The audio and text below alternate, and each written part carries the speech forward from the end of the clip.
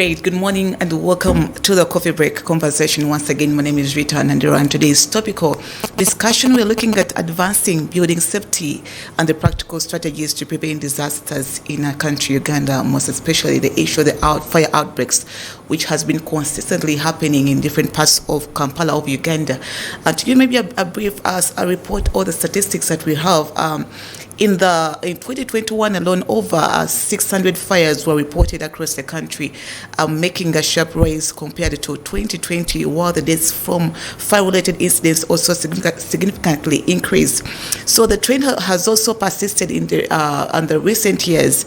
If you look at 1,280 fires incidents recorded in 2024 up to 1,104, that is in 2023, and the situation still remains alarming, particularly in the Kampala metropolitan area, which has experienced repeated outbreaks of fire, including a series of fires in the mid of November, that is 2025, that left many of the people and many of the properties are destroyed.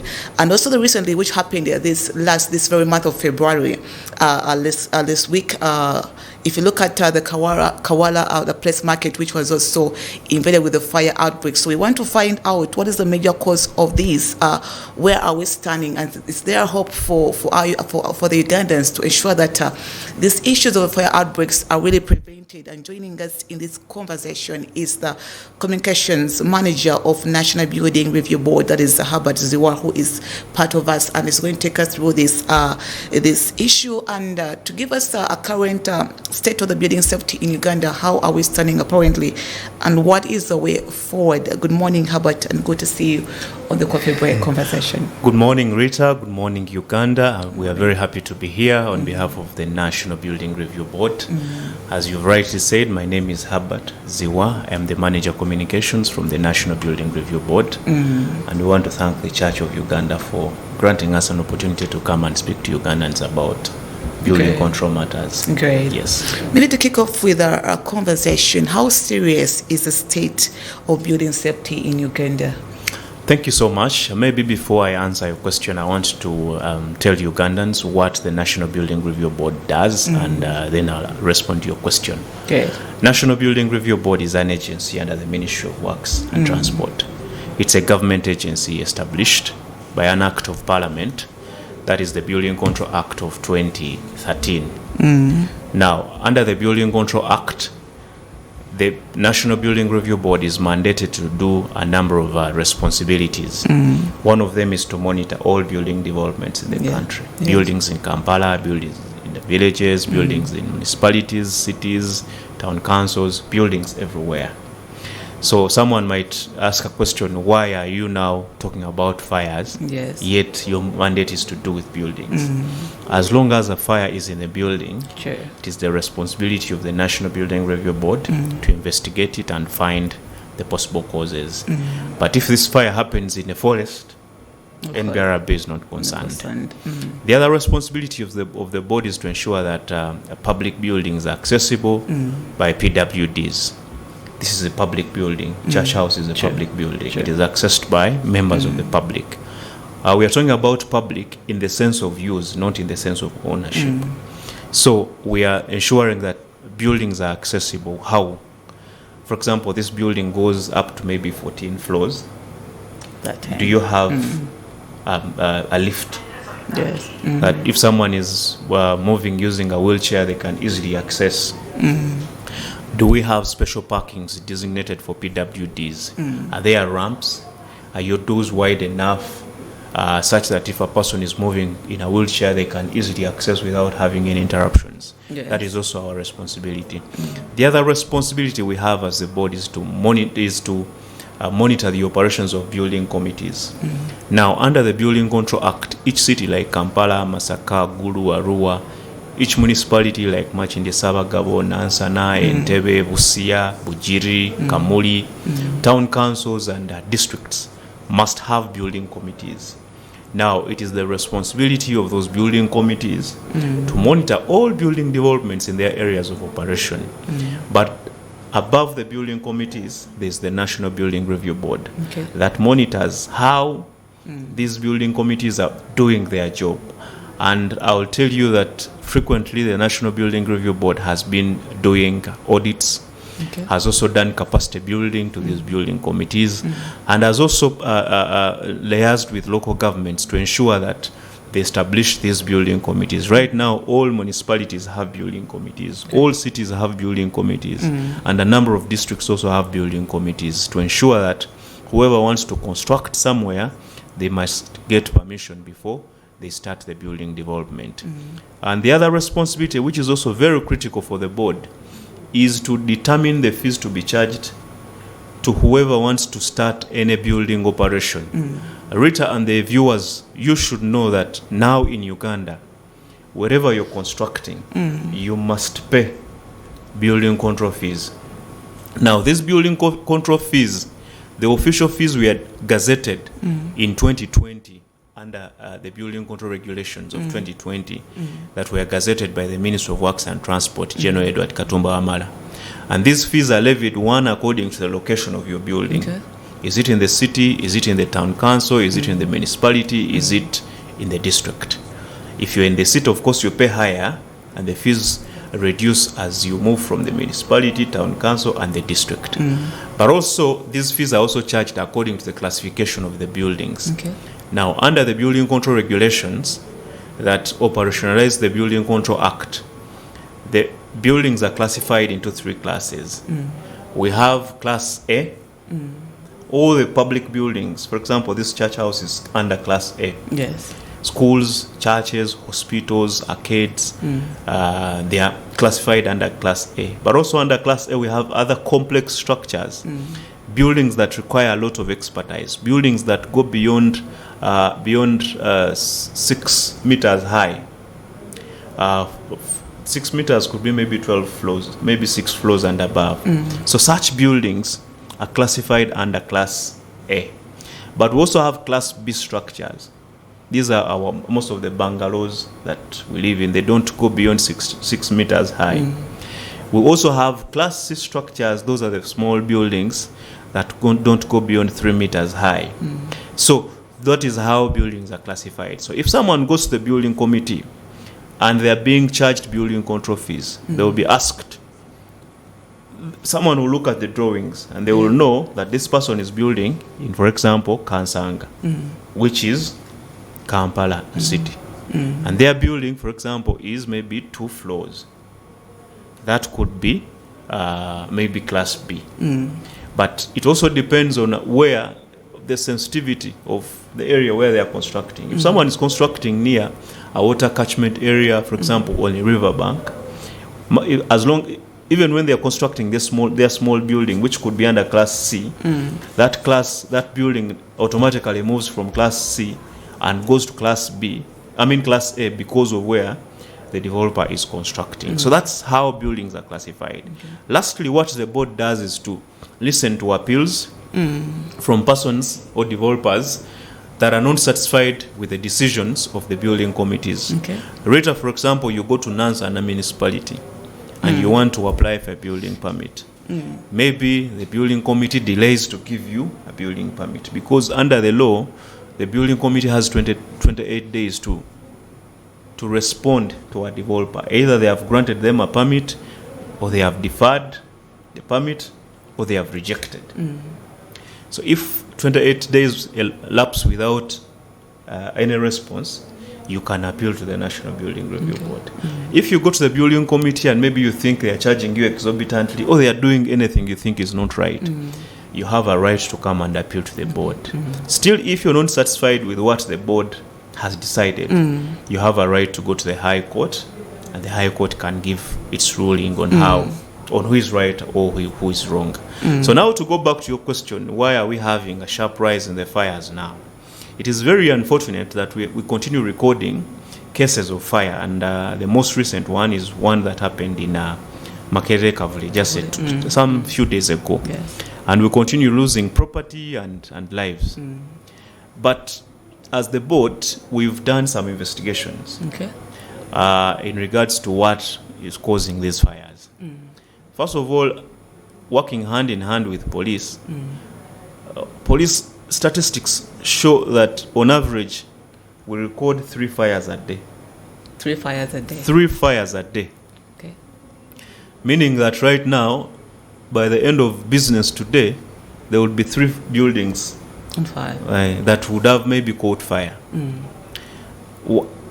Our investigations show that 52% of these fires happen in commercial buildings. Commercial buildings. Which kind of buildings are those? This is, for example, arcades, hotels. Those are commercial buildings. About 32% of the fires happen in schools, primary, secondary schools, government, private schools, and the rest of the fires happen in residential houses. So you would see that commercial buildings are most vulnerable, Yes. followed by schools, and we've had so many fires in schools in the recent past. Our investigations also show that the major cause of these fires, one is arson.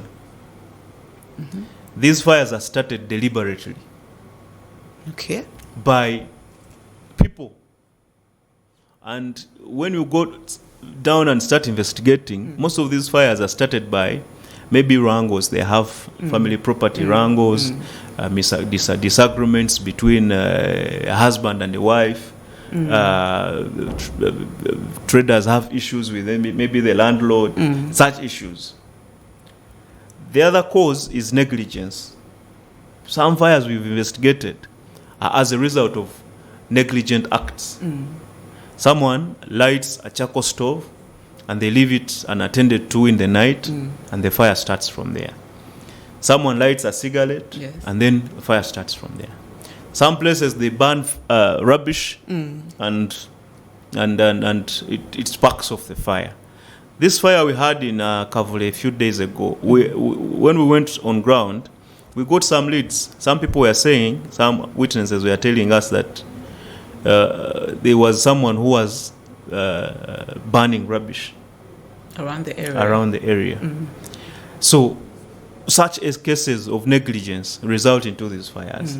But we also have another cause of poor maintenance of these buildings. Okay.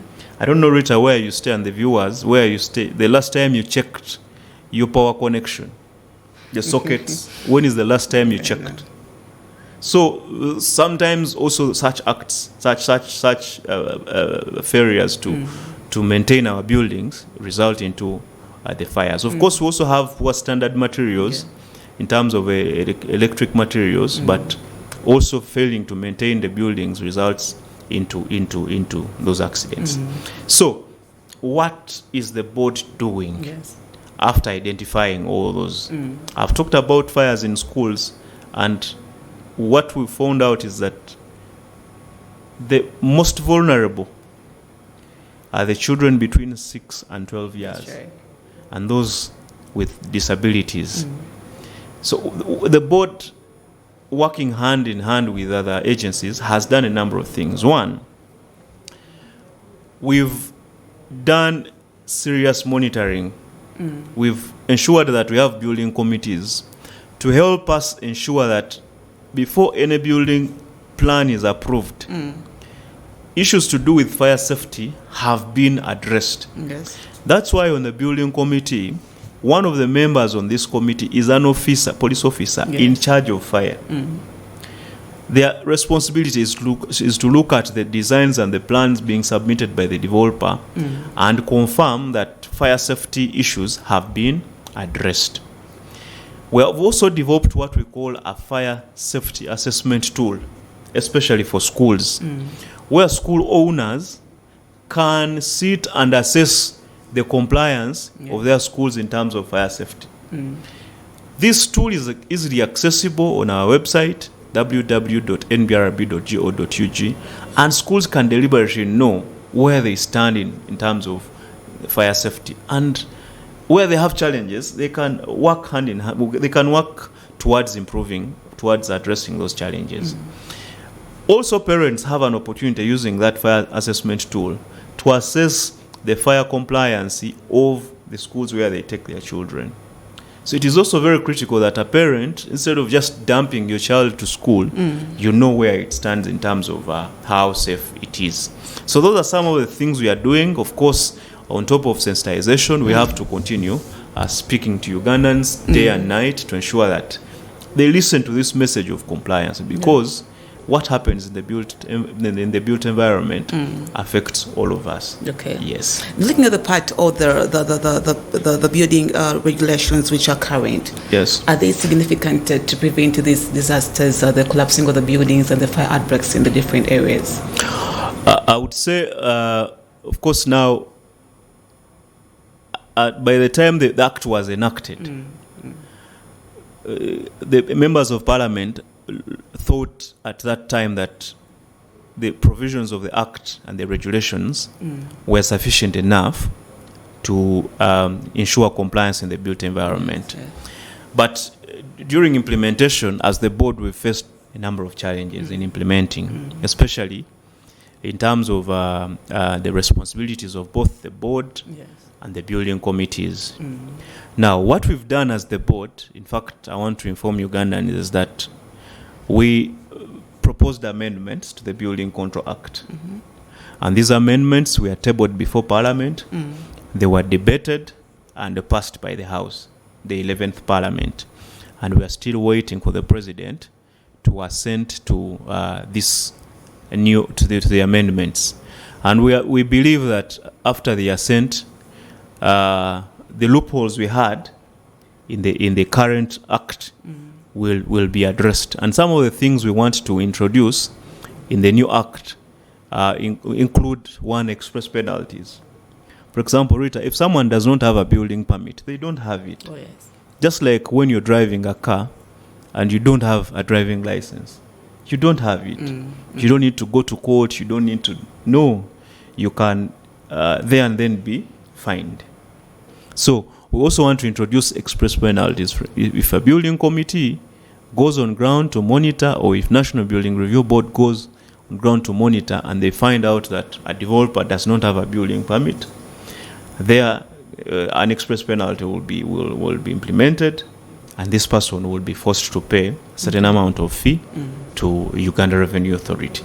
So those are some of the changes we are introducing, and we hope they will help us in addressing some of the challenges we are facing. But also we want to emphasize an element of mindset change. Yes. Ugandans, the safety of our built environment is our concern. You might assume that where you're staying, you're sleeping in a safe house. Okay. Well designed, it is on plan. Well, that is okay. But where you go in a supermarket to buy your commodities, is that place safe? Some of you hang out, go to nightclubs. Is that nightclub safe? You've now taken back your children to schools. Are they safe? Some of us go to churches on Sunday. Is the church you go to safe? Others are Muslims. You'll go to a mosque tomorrow. Is it safe? You border riders, some of you, I normally see you at betting places where you go for betting or where you go to watch soccer. Is that place safe? So as long as that place where you go to is not safe, even if your house is well designed, well maintained, and the neighborhood is not safe, you're also not safe. So the point I'm making is that the safety of this sector is our business, not the business of the board alone, not the business of the building committees like the KCCA building committee. It is for all Ugandans, including you. So it should be a concerted effort to ensure that our built environment is safe.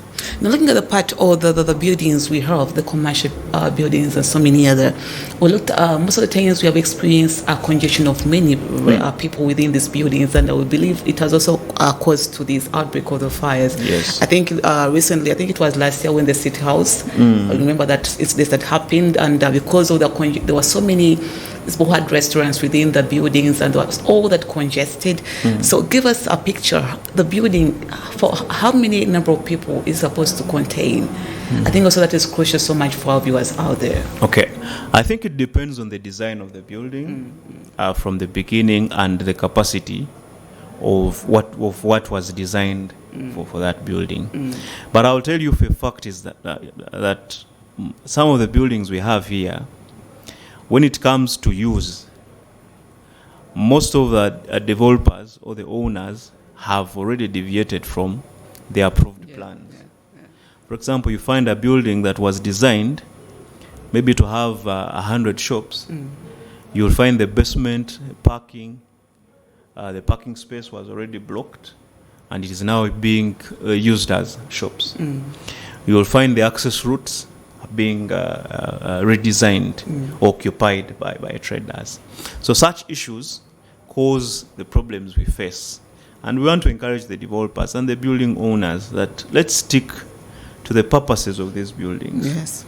Because when challenges happen, most of the times you lose more than what you would have lost if you had complied.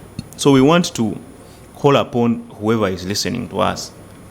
Let's stick to the capacities and the designs that were approved in terms of these buildings. Because if we go overboard, we're causing a risk that might lead into a loss of lives and property. Yes. Looking at the part of the penalties towards these non-compliant developers, maybe, how is it standing up currently right now? Right now, the penalties, I would say, are not punitive enough. That's why we proposed amendments. For example, if someone is building without a building permit, they can only be fined less than 1 million shillings. Less than 1 million shillings. Yes, or imprisonment for 2 years. But if you find a developer who is constructing a building that is worth 10 billion shillings, and you are telling them if you don't have a permit, you only pay 1 million, they can spare some little money to pay for the fines. But if the punishments are punitive enough, they deter non-compliance. And in the amendments we are proposing is that we shall fine you according to the size or the square meters that you've constructed without complying. And multiply it with a currency that would be approved in the new amendments. So the fines will be punitive enough compared to what we have now. Yes. Now, if you cross over to the Uganda building Uganda's building control systems, yes. Do we have any existing gaps in there, and what are they? And as a board, what do you think should be done to ensure that these gaps are not in existence? Thank you so much for that question. One of the gaps we had was that we never had building committees. Previously, before the National Building Review Board came into existence and the enactment of the Building Control Act, issues to do with buildings were being regulated by a number of acts, the Health Act, the Fiscal Planning Act, and so many others. But also the fiscal planning committees were doing building control matters. So the Building Control Act now demarcated the responsibilities of the building committee, which are not similar to those of the Fiscal Planning Committee, though both committees are critical in the process of approving a building plan. But now we've addressed that challenge, one, by lobbying the Ministry of Local Government to ensure that we have building committees in the districts. Secondly, we had an issue of lack of building control officers.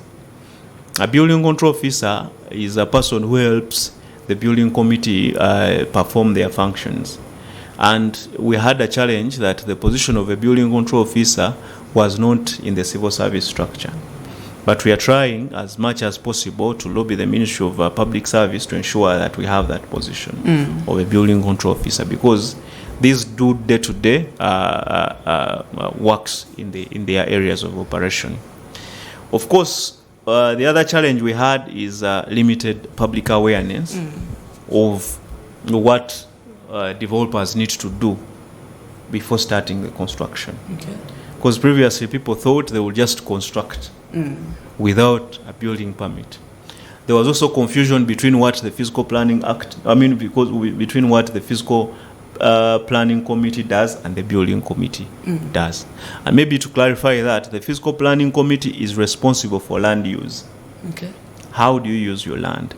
The Fiscal Planning Committee, simply to put it, it does, for example, if we are in Machindi, it is the Fiscal Planning Committee to say Machindi Mubaraka zone, I'm just giving an example, should be for residential houses. We should have an industrial park here. We should have recreation centers here. The electricity lines should pass here. The sewer lines should pass here. That is what the fiscal planning committee should do. But the building committee is supposed to take charge of the building control processes, approve designs. Okay, look at them. How do just do building control? But before you go to the building committee, you must go to the fiscal planning committee to get development permission before you can get a building permit. So there was also that confusion, Yes. which we've tried to address, and we have had several meetings with the fiscal planning committee meetings and National Planning Authority and the Ministry of Lands to clarify the mandates of the two committees, and this has been done. Okay. Of course, we also had another challenge of people using non-professionals Yes. to yes. design and do and implement the building control processes. But this is also being addressed. Who is a professional? Because I think, Rita, where you stay, you hear someone calling themselves an engineer. Yes. But are they engineers? Someone starts as a porter today, they gain some still experience, they start constructing, then the next year they are called engineers or engineers. Are they really engineers? Okay. But now we are working with professional and regulatory bodies of these professionals. For example, the Engineers Registration Board, the Architects Registration Board, the Surveyors Registration Board, the Association of the Uganda Society of Architects, the Uganda Institute of Professional Engineers. We're working with all those to ensure that we have professionals on ground, that only those professionals that are registered with these professional bodies are allowed to practice. For a fact, if you take your designs or your drawings to a building committee for approval and they are not stamped by a registered professional, engineer, architect or surveyor, your request will not be granted. And people should also differentiate between the different types of engineers we have, because the engineers are many and they do different roles. Yes. We have civil structure engineers that are responsible for the strength of the building. We have mechanical engineers, for example, they are responsible for air conditioning, the lifts, fire safety. Then we also have the electrical engineers for electricity. So all those must be hired for a building, for example, this church house. But some people were avoiding that, and that results in two serious challenges and collapses of buildings we've had. There's a building that collapsed in Machindi some years back, and when we carried out our investigations, we found out that the person who was supervising the construction of a 6-storied building was having a certificate in carpentry. Interesting. So he was the one supervising the construction of such a structure. So what would you expect? You would expect disaster. Yes. So we want to encourage Ugandans to ensure that we use professionals. So that challenge of having developers employing non-professionals was causing issues, but we are also trying to address it. So those are some of the challenges and the solutions we've put in place to ensure that our built environment is safe. Why is the Ministry of Works and Urban Development in this role to ensure safety in the lives of people? Like I told you, the Ministry of Works is our mother ministry. So in terms of policy formulation, in terms of supervision, we report directly to the Ministry of Works and Transport. So it has been instrumental, one, to give us resources as the board, as the National Building Review Board, to operate. At policy level, of course, in terms of policy formulation, the Ministry of Works has been available to help us as the board. Yes. Now, the part of I think that the part which also Mesh highlighted about, which was so crucial about the collapsing of the buildings, I think we wanted more highlight about that, because I think the past years there were so many cases that arise to the collapsing of the buildings in Kampala and also other areas. Yes. So what does that stand from, and what does this come to an end to? Yes. yes, we've had collapses of buildings, and there are many causes that we can point at that have led to these collapses. One is to do with the standard of building materials. Some of the materials we have on the market are not up to the standard. Some are smuggled, some are made without approvals from UNBS, and they end up in the market. But we're working with UNBS to ensure that such challenges are being addressed. But aside from the standard of material, the quality of materials, we have also the use of these materials as another challenge. Okay. It's a very big problem. If I ask you here, Rita, and the viewers out there, how do you mix sand and cement? It will be a big challenge. If you ask here, people will tell you how different Yes. measurements. Yes. Some will tell you 1 wheelbarrow of sand, maybe 6 wheelbarrows of sand, 1 bag of cement. But is it right? Or it depends on the structure you're constructing. We had a workshop some time back of fundis in Makerere, and we were shocked. One of the fundis told us that he was constructing somewhere in Machindye, and the developer told him to mix 12 wheelbarrows of sand in 1 bag of cement. Wow. So what was he constructing? So Wow. there's also another building that collapsed in Jinja, and we went on ground and found out that this man, the developer, the drawings were clearly indicating that he was supposed to use 8 bars, steel bars, of 16 millimeters in a column, but he was using 4 bars of 12 millimeters in a column. So what would you expect? Disaster. So the use of these materials is another challenge that is resulting into the collapse of these buildings. Of course, we also have poor supervision, the use of non-professionals, the developers. Some developers are very big-headed. And some of them have failed to progress or to change. We have scenarios where, Rita, you're still now a young person. Maybe you want to start constructing your 2-bedroomed house or your 2 rooms. You have your fundi somewhere. Okay. You call them because that building is small. They start constructing for you.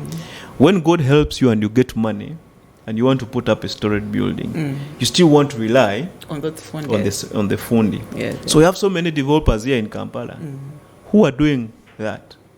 Now you find somebody, he wants to construct a 6-storied building, for example, in Chisenyi. They have not done soil testing. They don't know the topography of that area. So such issues result into these causes. But as the board, ours is to continue sensitizing Ugandans. Yes. And also to continue doing monitoring Okay. to ensure that whoever constructs, they must have approval. We must also continue working hand in hand with the building committees, because the building committees are in charge of building operations in their areas. Continuously engage them, build their capacity, monitor their operations, do audits to ensure that we have a compliant sector. In other words, in your remarks, you are giving us hope that we can be able to deal with all these disasters. Yeah, of course. There's a journey that we've moved. Before the board came into existence, our sector was, I would say, very disorganized. Okay. And ours was to disrupt the status quo. People were constructing without permits. People were constructing everywhere. There was nobody responsible. But now with the board, we've put structures. We've put systems. We also introduced the building industry management system. This is our online platform Okay. that is helping us to digitize the building control processes, meaning that at the comfort of your home, you can apply for a building permit everywhere without going to a building committee. As the board, we can also monitor and know how many buildings are being constructed in a certain area. If everybody uses the building industry management system.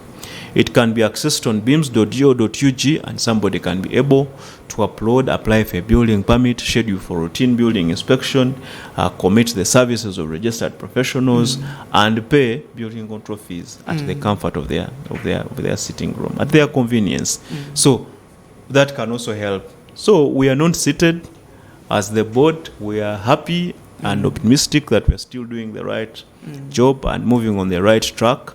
And with the efforts of all stakeholders, including the developers and Ugandans, we can have a safe and compliant built environment. Great. Yes. All right. Thank you so much, Herbert Ziwa, the Manager Communications Uganda and National Building Review Board, yes, who has been part with us this beautiful morning. And I believe he'll be able to get some time and come back to sensitize more the Ugandans. Why not? When it comes to our safety and ensuring that our lives are better to reduce this disaster of fire outbreaks in our country. And so many other things can be dealt with. My name is Rita Nandero. Allow me to wish you a blessed Thursday. See you then tomorrow, the same time, the same day, only on Church of Uganda Family TV. Shalom.